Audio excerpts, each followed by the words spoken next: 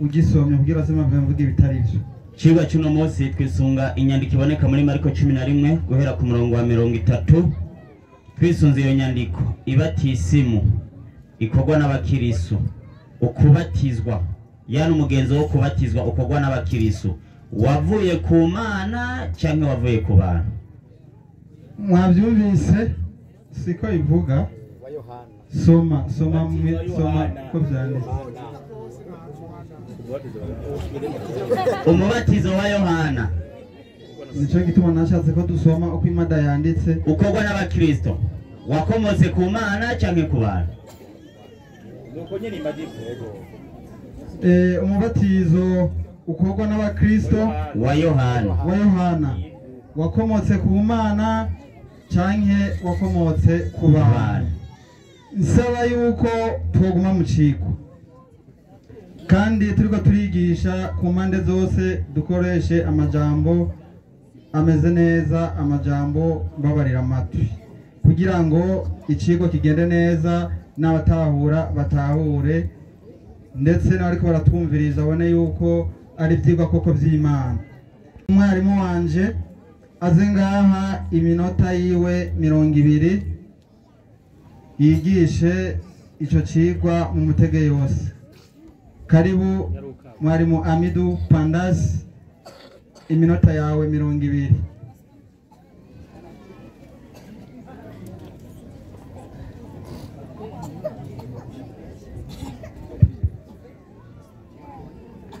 نعم. بسم الله الرحمن الرحيم. السلام عليكم ورحمة الله وبركاته. وعليكم السلام ورحمة الله وبركاته. كوبا كريستو أمر إيمان باننام. نعم. إنا نحن نزلنا ذكرى وإن له لحافظون. ثم صلاة والسلام على أشرف سيدنا محمد صلى الله عليه وسلم وعلى آله وأصحابه. أما بعد إمام شمرا oroho Allah subhanahu wa ta'ala imana yo yavuze nijwe twamanura igitabo cyane cya Qur'ani kandi nitwe tuzokirinda. Ndasabira amane mibishko byusakara kuwasozereje inwa n'abahanuzi inwa y'Imana Muhammad sallallahu alayhi wa sallam. Na nyuma yaho uyu munsi dufite ikigwa kidasanzwe, ni kigwa kandi twagituye tugabeslamu tucyubakiye ku nyandiko ibonekana muri Mariko 11:30. Mbe umubatizo ukorwa na Yohana, umubatizo turi kumwe wa Yohana waturutse ku Mana cyangwa waturutse mu bantu, cyangwa n'abantu batekenitse barafonda hama abakristo bamaze kutekenika abantu, abakristo baca baragira iki? Barawakira. Tujya kwaba ibitabo kuja dusuzume mbega inkomoko y'uyu mubatizo wa Yohana yoba baturutse mu ijuru ku Mana cyangwa waturutse mu bahinga abateka mitwe abantu. Mwarimu, naam, turatangura kwanzikyo cyanditswe 11:30 Mariko. Inyandiko irababwira iti Safi none aha ukubatizwa kwa Yohana kwaturutse mu ijuru. Uyu ni Yesu yari karabaza abantu, none umubatizo wa Yohana kwaturutse mu ijuru cyangwa se mu bantu? Ni munyishure ngo ni munyishure. baza ko nzogare ngaho aka kabazo si uwundi muntu yakabagije, si Yohana yakabagije kandi si Mariko yakabagije. Uwabagije iki kibazo ni Yesu ubwiwe. Kandi aya majambo ni diskuru directe, apana diskuru indirecte, na majambo ya Yesu ubwiwe. Heri 27 hejuru gato 27. Safi bongera ku Yerusalemu. Yesu ni n'umwanzi yongera kuja mu gisagara cy'Yerusalemu, akigendagenda mu rusengero. Yesu akigendagenda mu rusengero, abaherezi bakuru n'abanyabwenge b'ivyanditswe n'abashingantahe. ndi umviriza, harimo abaherezi bakuru. Uyo n'umugwi wa mbere warimo w'abaherezi bakuru hamwe n'abanyabwenge b'ivyanditswe. Mu yindi mvugo n'abanyabwenge bize teologi, apana babandi inganagira bitabo, abanyabwenge bize n'umugugira gatatu w'abashingana nahe bigenda gute? baramubaza bati iyi migwi itatu niyo yabagije Yesu ikibazo, harimo n'umugwi w'abanyabwenge bize teologi. baramubaza bati babaza Yesu ikibazo ati nubasha ki bugutera gukora ivyo? ati wowe Yesu nubasha ki bugufasha bugutera gukora ibyo turabona? canke ninde yaguhaye ubwo bubasha? canke ninde yaguhaye ubwo bubasha? ariko abazwa n'imigwi ngahe? itatu. ndiyo bwo kubikora. Yesu arishura ati Yesu yishura iyo migwi itatu ati nanjye hinge mbabaze.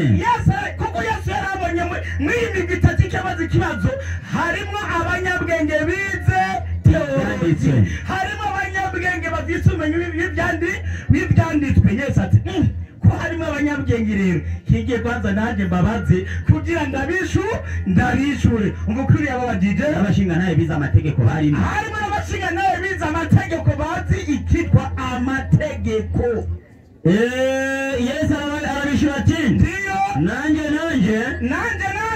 nabaza ijambo rimwe munyishure. ati hinge kwanza ndababaze ijambo rimwe muri mama munyishure, meze nababarire hama meze mbabarire, ubasha bunkoresha ivyo, hama ndabaheze inyishu y'ikibazo mwambagije. none ukubatizwa kwa Yohana. Yesu rero acabaza abanyabwenge bize teologi n'abandi bazi amategeko turi kumwe, ati mbega ukubatiza kwa Yohana kwaturutse mw'ijuru cyangwa se mu bantu? kwaturutse mw'ijuru ku Mana cyangwa se kwaturutse mu bantu? iki kibazo Yesu ariko abaza abanyabwenge bize teologi, harimo n'abazi amategeko abashinga nahe. ndiyo nimunyishure. Yesu ati nimunyishure. biburanya muri bo bati baca biburanya muri bo bati bavuga tuti ni mw'ijuru. ari abantu b'imigwi itatu bariburanya ati nitwavuga tuti ngo ni mw'ijuru waturutse umubatizo wa Yohana, ahava tubaza ati niki cyababujije kumwemera? ahava tubaza niki cyabujemwe bo kwemera nde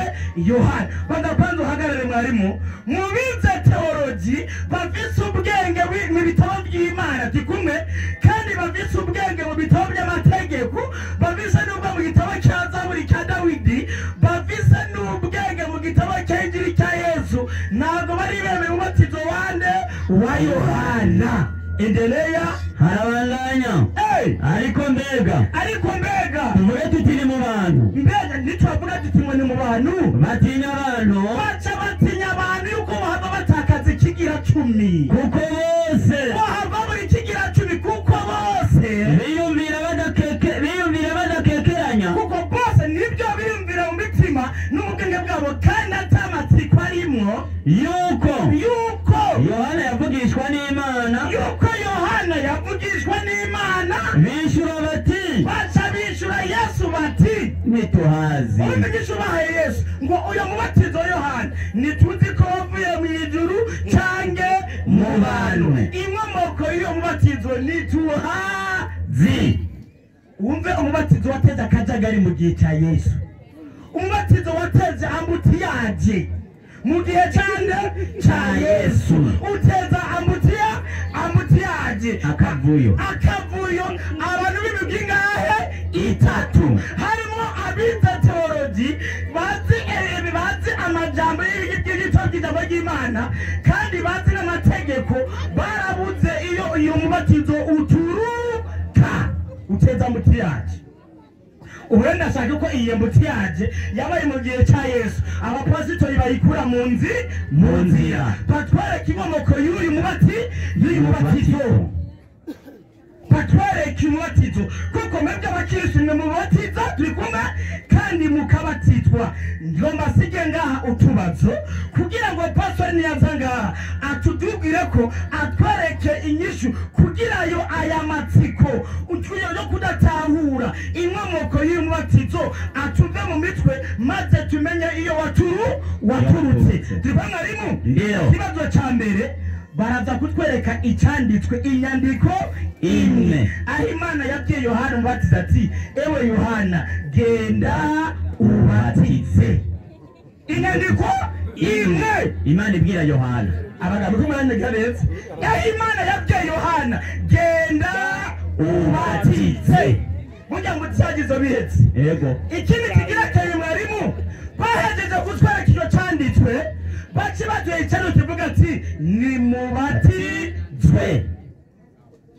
Abakristo nimubatizwe, mutwereka aho byanditse.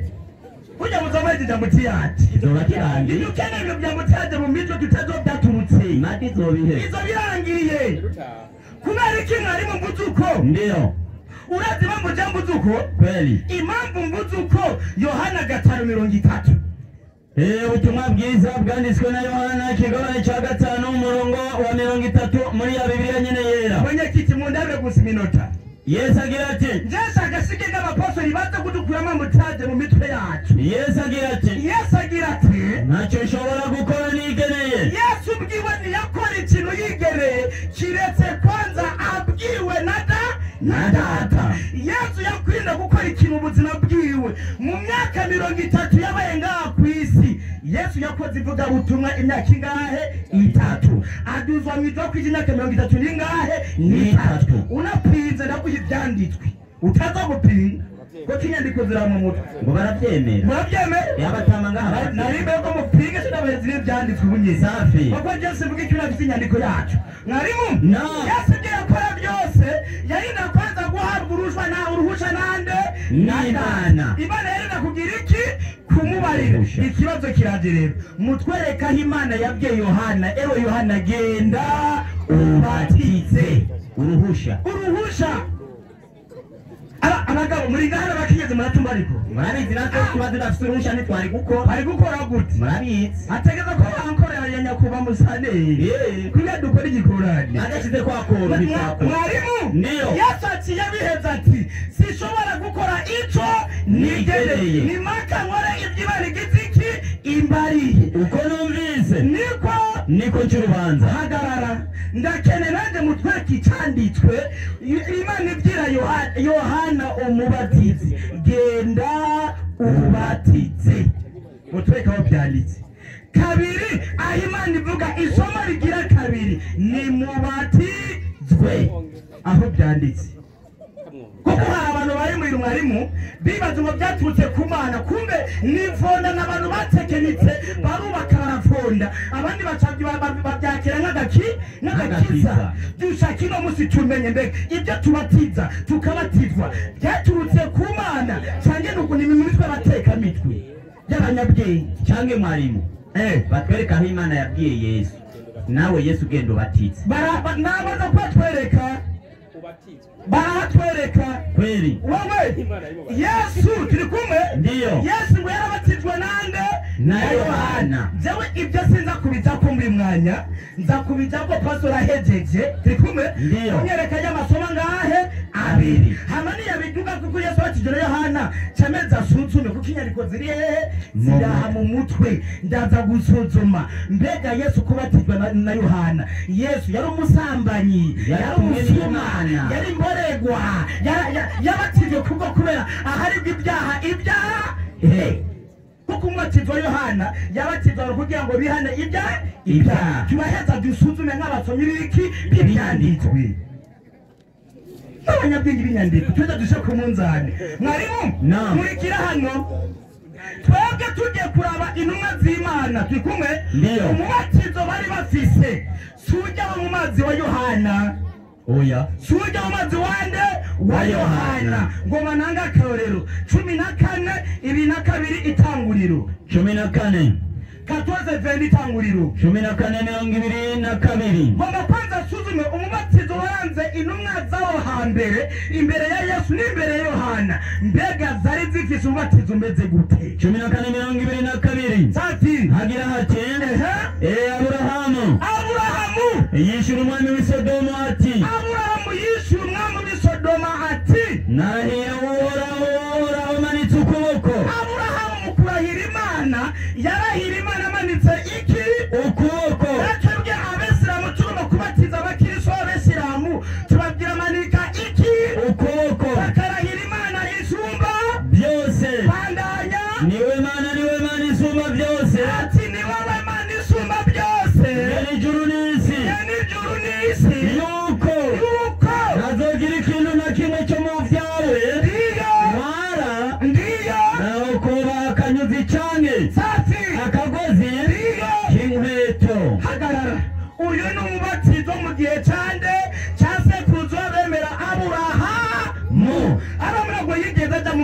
oya yamanitse iki ukuboko natwiga bese mutumanika iki ukuboko mwarimu Naam. inyuma ya Aburahamu umubatizo ari kwemera Imana imwe rudende no mu gihe cya Mose kwari ukwemera Imana imwe rudende wemeye mu mutima wawe ukoresheje akanwa kawe no mu gihe cya Yesaya wemera Imana imwe rudende ubyemeye umutima ukavugisha akanwa kawe no mu gihe cya Dawidi n'abayeremiya n'abezekeri bose bemera mu mitima yabo bakemera Imana rudende bagaca baturisha akanwa kabo kondisho kugira ube umukizwa originale baza sabana bari ngaha kugira ube umukizwa original ntabwo bakubatiza mu mazi sibyo kubera iki 10 igitabo cy'abaroma 10 igitabo cy'abaroma muri ya Bibiliya yera tati inyandiko iragira iti ndiyo kuko umutima ari umuntu yizeresha kugira umuntu abe umwizeramana yizeresha umutima wiwe apana kugushira mu mazi amazi akuraho ubucafu kandi akanwa hagara kwanza gato amazi nagatanga ukwizera akuraho ubucafu akuraho umwanda kandi akanwa akaba ariko yaturisha akanwa akaba ariko waturisha ukaronka agakiza kugira umukizwa ntabwo inda kuja mu mazi uya no mubatizo uyu nukwizera bivuye mu mutima ukavyatura n'akanwa kawe ugacuba umukizwa original burya kiga bese mutura bakizwa original badateye amazi bakwije amategeko yego kabisa original kweli pastor Jerome turakeneye rero kumenya ibatisimu ya Yohana ndiyo pastor Jerome bipode ndakeneye icyanditswe Imana ishingine Yohana ati ewe Yohana ubatizi genda ubatize Imana ivuga icyanditswe cya mbere icyanditswe kigira kabiri Imana ivuga ni mubatizwe aho byanditse mazi narimo naam hari ijambo ariko ndaganira n'uraho sinamuvuga izina ndamubitse izina turi kumwe ndamubwira muri Korani twebwe uwitwa Yohana ubatizi nawe uriyo oya nawe uriyo uwitwa Yohana umubatizi nawe uriyo hariyo uwitwa Yahya ariwe Yohana iri umubatizi niririko reka ndamuhaka rero 19:12 Korani suratu Maryam ikiri kigabane kitwe Mariya nyina wa Yesu muri Korani 19:12 Korani kirundi inasema ndiyo kwizina ry'Imana nyene imbabazi nyene muhwe ati inyandiko iragira iti ndiyo ewe Yahya ati ewe Yahya akira iki gitabo ati ewe Yohana akira iki gitabo ugifate nka nkama tumuha ukubanguranya n'ubwitonzi kuri akiri muto tumuha Yohana ukubanguranya n'ubwitonzi akiri muto maze tumuha impuhwe tumuhereza impuhwe n'urukundo bidukomotseko bikomotse ku Mana n'ubweranda kandi yari umutoni wacu kuba intore ku bavyeyi biwe no ku babyeyi be bamubyaye azira amanyama n'ubugaba amahoro nawe kuri we amahoro assalamu alaikum amahoro nawe kuri Yohana nawe kuri we kuva akivuka gushika n'umunsi azopfa gushika ku munsi azopfa we n'umunsi azozuka ari muzima umunsi azozuka akava mu mva ari muzima nuvuge inkuru y'inkumi yitwa Mariyamu hagarara ageza ngaho uyu ninde Yohana muri Korani Yahya ariwe Yahya turakeneye rero aho Imana ivuga ewe Yohana umubatizi genda ubatize aho byanditse nico dukeneye yaba muri Bibiliya cyangwa muri Korani mutwereka aho byanditse cyadutaha tuzaduhejeje nibyo ushaka kugumana ibintu bya mutiyaje mu mutwe tutazo byaturutse mbere nanjye icyo mbatizwa nibara amateka miriko bamaze kubitekenika bo muca mutweka muduhenda ngo agakiza je mbere icyo mbatizwa nje mwarimu nibanyereka Imana ibwira Yohana umubatizi agenda abatize bace banyegeza Tanganyika ngaha jana ngo banjana mu ruzi wose adafite umwanda mwinshi oya Yohana yabatiza muri Yorodani je banjana muri Yorodani muri muyinga ho Yorodani banyuriza indege banjane muri Israeli siyo Yorodani Allah akbar wotaka bakuruza indege none siyo Yorodani iri oya baraba batiza mu ruzi ashavuga ko batije muri Yorodani none mu bukirisu ibwirizwa ryo kubesha ryarahapfuye sindabizi ngira bo bona ngura wowe unjane muri Tanganyika ucubesha muri Yorodani akakubye muri Yorodani oya je sindavye ngira ni mfano wowe ucunyuriza indege bakujane hari nangorane jameni ja kugira ngo nza kuzana ibyanditso birenga ibi turi kumwe baza gutanga ngaha pasitori abambure aze atwereka aho Yohana abarirwa n'Imana agera kugira iki kubatiza icyariro kigira kabiri Imana ivuga ni mubatizwe aho byanditse kuko twabonye neza no mu gihe cya Yesu bwiwe Yesu akiri ku isi hari imigwi y'abantu bangahe batatu imigwi y'abaherezi n'imigwi y'abanyabwenge n'imigwi y'abashingana imigwi y'abantu bangahe batatu harimo abazi amategeko harimo n'abize teologi barabuze inkomoko y'uyu mubatizo wande wa Yohana yuko uturuka hehe mu ijuru cyangwa mu bantu barabuze inyishu dushaka rero no musaba pasitori baduhereze inyishu mugana urazana amananiza none ibyananiwe n'abanyabwenge bivyandika bize teologi abashinga ntahe yego bize amategeko none Allahu akbar uburabibaza jero oya none mwarimu jero biko ya minuzi na kaminuza ifiti araza kuyoberwa ari ngombwa kuri mubatizo Yohana kwe none bya minuje burya bisumba iby'abanyabwenge bivyandika ndazi Allah akbar jamani utubazo nitungahe tubiri n'amasomo nangahe abiri hama nyuma yaho ndaheza ngaruke hama dusha ibintu ku munzani salamu alaikum wa alaikum salam wa rahmatullahi wa barakatuh Waislamu takibwe biriko bigenda bitahurika ni hehe Imana yabwiye Yohana ati genda ubatize canke ni hehe Imana yavuze ati nimubatizwe nibaza yuko byumvikana amanyikiti abagarira umwarimu aze yisigure kuko tubazo turi ngaha minota yiwe kandi 20 none kuri kuri tuvuga hamwe mengo turakomeye harabigisha bize kandi utubazo nk'utwo n'utubazo dutoya cyane tumaze gukemurwa kenshi ni hamwe gusa muba mushaka ko abantu tuguma tunyotewe ariko ngira ngo mwashatse n'abanyamuyinga bamenye dukeya mu byo tumaze kwiga turahagurukije rero mwigisha ku ruhande rw'abakristo umukozi w'Imana Epipode urahawe ikaze kugira ngo utwo tubazo dukeya manza wigishe hama niwagera guheza uraza kwishura utwo tubazo mu mwanya butoya kazi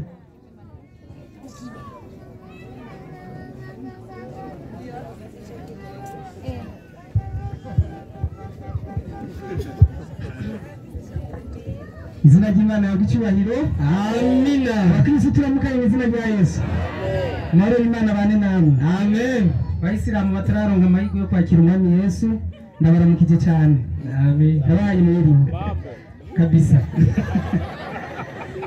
nuko nyene nuko mwiriwe sindamukanye nziza none yego nta kibazo kihari byose n'amahoro hanyuma bene bacu b'abayisilamu mw'idini ryabo ntibabatiza kandi ntibabatizwa kubera baje gusanga inyandiko za Bibiliya zemeza umubatizo mugono bo bagasanga baragize isanganya ryo kubaho batabatizwa kubera ibintu Muhammad yazanye baciye bicara ahantu bagira montage mu kirundi montage n'igifaransa mugo tugerageje gushira mu kirundi no guterateranya utuntu canke kurementanya utekenike ko narondera ubusobanuro bw'ijambo montage canke gufuruguta canke muravyumva urumva amasanse iryo jambo rifata kugira baronke ibintu byo kwishigikira kw'iyo ngorane bagize yo kwisanga mu idini ritabatiza abantu. Ibintu rero aba ariko arakora hano uyu mwarimu w'umuyisilamu aba ari montage. Ikibazo gusa agira aza kugira montage ku bantu b'abasomyi, utuntu twose aza kuvuga tuba tuzi n'ingene baduterateranye. Icyo rero si ikibazo kubera turi mu Burundi ubise demokarasi, uyu wese aravuga ibintu by'iwe agaheza hanyuma undi agatora mikro. Siko none yego ubundi bavuze ngo ururimi rw'umwerukamwa ayera gusa okay ifyushe cyangwa yera yego yiravyose nicyo wese birumvika. Jewe rero sindinda kuruha kuko iki kigwa n'umwana yogishobora. Nza gukora ibintu bibiri, ndaza kwigisha umubatizo hanyuma nongera ndamufashe ku bintu yabeshe. Hari ibintu umuntu abeshe udashobora kwihanganira bisaba kukosora. Mpera mu itanguriro 14:22 hamwe yavuga ngo umubatizo ngo wo mu itanguriro.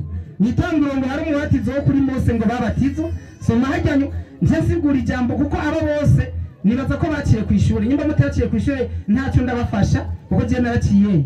Dusobanure ijambo bateme cyane irivuga batize icyo bisigura. Siko none tuje turaba soma inyandiko itanguriro 14:22 avuga ko asoma n'abandika sawa. Karavuga ati Aburahamu yishura umwami w'Isodomu. Aburahamu yishura umwami w'Isodomu ati naraye Uhoraho manitse ukuboko. Nahihoraho manitse ukuboko.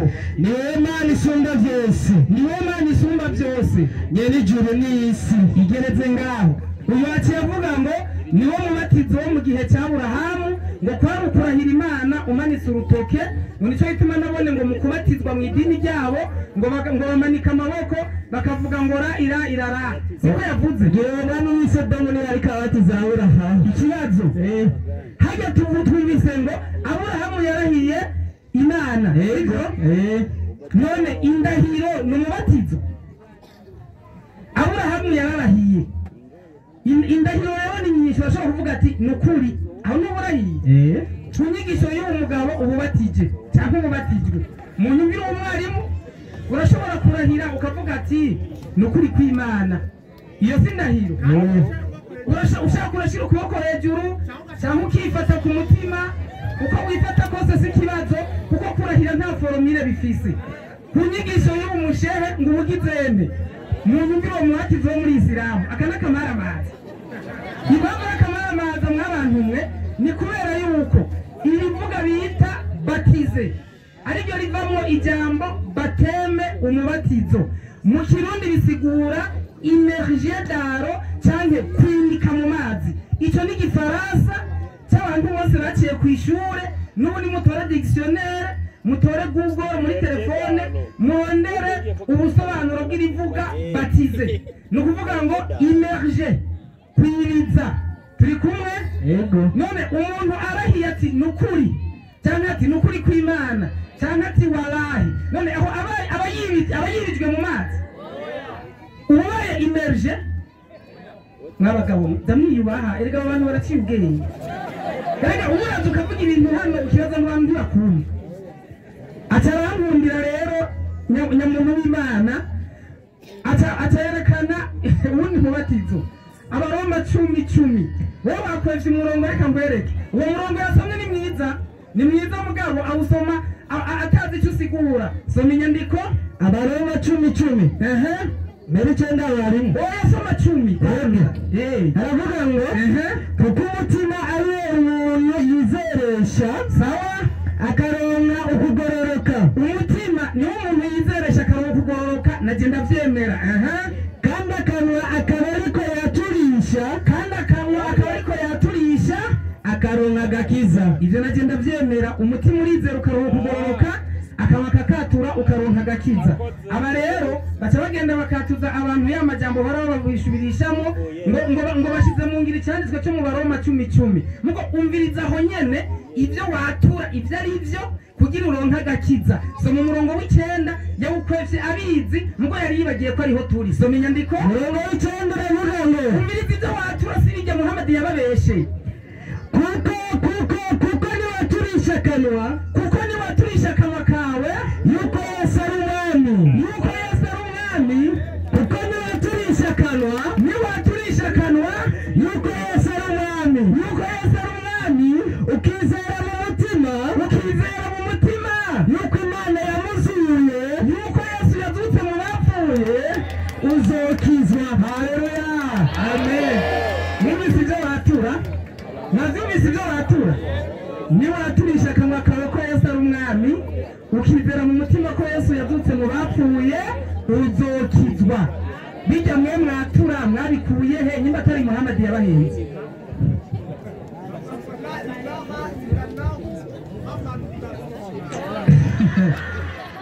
Umviriza rero, aha ndiko ndamufasha kugira amenye kwigisha, kuko uyu mwana watavuye ngaha ntaragera ku mwigisha.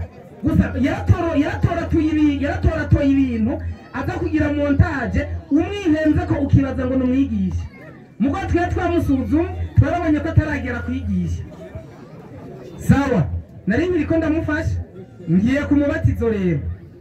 Ngiye ku mubatizo wa Yohana, kandi natwe niwo dukora. Genda mwijya nyandiko nyene bazanye yo muri Mariko 10 umurongo wa 30.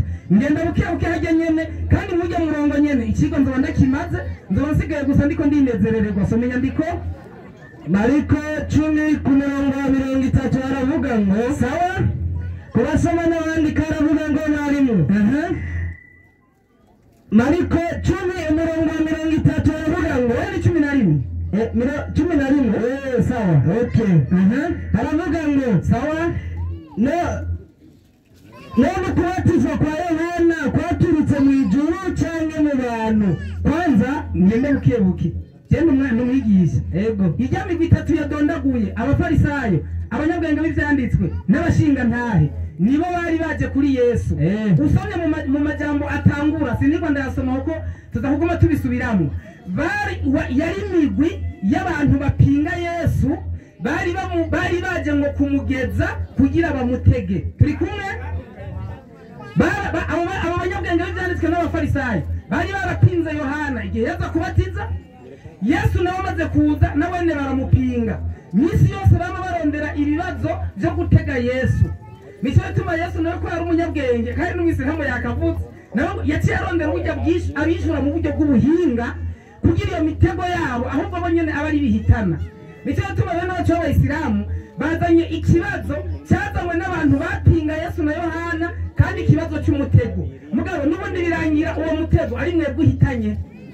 Bandanya mumvirize, baramubajije ati, ububasha bwawe wowe Yesu buva ku Mana cyane buva ku bantu? Yesu nawe cyabaza ikibazo icyo nyene. Tisawa, reka nanje ndababaza, umubatizo wa Yohana wava ku Mana cyane wava ku bantu? Nyuma ko ivyo bibazo birimo filozofi nyinshi, yari diplomasi. Rero umviriza ingene abo bagabo baciye bagira ikibazo. Bandanya hepfo, biburanye muri bo bati, bariburanije kwanza, nitwavuga tuti ni mwijuru, ahava atubaza ati kuki niki cyarabujije kumwemera? Kandi birumvikana. Hepfo naho harabandanya yavuga ati, mwumvirize akantu ngomba mvuge nja ndababaza ikibazo. Ariko mbega tuvuge tuti ni mu bantu? Nitwavuga tuti umubatizo wa Yohana wavuye ku bantu? Bandanya, batinya abantu kuko bose biyumvira badakekeranya. Bukebuke abo bantu bo bari baje gutega Yesu, bapfa kubikora mu bujyajya, mugabo ngo bari bazi badakekeranya yuko Yohana yavugishwa n'Imana. Izina ry'Imana yahabwa icyubahiro. Amen. Ikibazo cyanje kwa Abisilamu, abo bagabo bari baje gutega Yesu, bari bazi badakekeranya yuko Yohana yaruvugishwa n'Imana. Ikibazo, abavugishwa n'Imana ntibaza gukora iby'Imana yabatumye. Abavugishwa n'Imana cyangwa intumwa z'Imana ntibaza gukora iby'Imana yabatumye. Namwe ikibazo mumbishyize nta ku meza, muze kumbarira, kuko ibitabo byose na Korani, burajya muri Korani 3:39 biremera yuko Yohana yari intumwa y'Imana, namwe muze kuyishura ngaha. Yohana Imana yari yamutumye gukora iki? Nimba mutemera ko Imana yamutumye kubatiza, urumva uwo murenge muryoshe. Abo bantu bariko baratega Yesu nabone bari bazi ko Yohana yari umuvugishwa n'Imana. None mwebwe mwemera ko umuvugishwa n'Imana akora ibintu atatumwe n'Imana? Icyo kintu kirashoboka? Numva yuko uwo murongo mwizanira ari mwebwe nyene uje gutega n'ubundi. Yohana yari umuvugishwa n'Imana, yari intumwa y'Imana. Abavugishwa n'Imana n'intumwa z'Imana misi yose bakora ibyo batumwe n'iki? N'Imana. Ikigo cyahetse adakwisha, ikigo cyahetse. Umviriza, Korani yaba iremera ko Yohana yatumwe n'Imana. Soma Korani 3:39 haravuga ngo kwasoma n'abandika. Sawa. Malaika akamuningania. Sawa. Hari amesimama akisali chumbani. Uwani sawa Yohana yitwa Zakaria. Malaika aramwegereye igihe ari mu cyumba cy'ihema asenga Imana. Kwamba Mwenyezi Mungu anakupa habari njema. Imana iguhaye inkuru nziza. Wewe Zakaria, murabizi abasoma Biblia, kuwa utazaa mtoto umwite Yahya. Uzobyara umwana umwite Yahya. Yohana atakaye kuwa mwenye kusadikisha azoba uwo Yohana azoba uwo kwemeza wo gushinga intahe. Gushingira intahe, azoshingira intahe nde? Mutume atakayezaliwa azoba uwo gushingira intahe intumwa izovuka. Utabandanije na byinshi, iyo nyandiko irandanye ivuga yuko uwo ayaragiye kuvuka Yohana yaraje gushingira intahe yari Yesu. Korani yabo ivuze yuko Yohana yaje gushingira intahe Yesu. Ufise umwanya muto, reka ngende n'amasomo ya Bibiliya aho turahagaruka. Yaje gushingira intahe Yesu. Nico gituma igihe Yohana yaje gushingira intahe Yesu atumwe n'Imana, nk'uko Korani yanyu bivuze na Bibiliya bivuga. Umviriza wonyine ingene yivugiye. Yohana 1:19. Tugende buke wumva ingene Yohana yivugiye icyatumye abatiza. Yohana 1:29 aravuga ngo, sawa, kubasoma n'abandika ndahagaze marimo kabisa. Buke bwaho abona Yesu. Umviriza, Yohana nk'ushingira Yesu intahe, buke bwaho abona Yesu aza kuri we.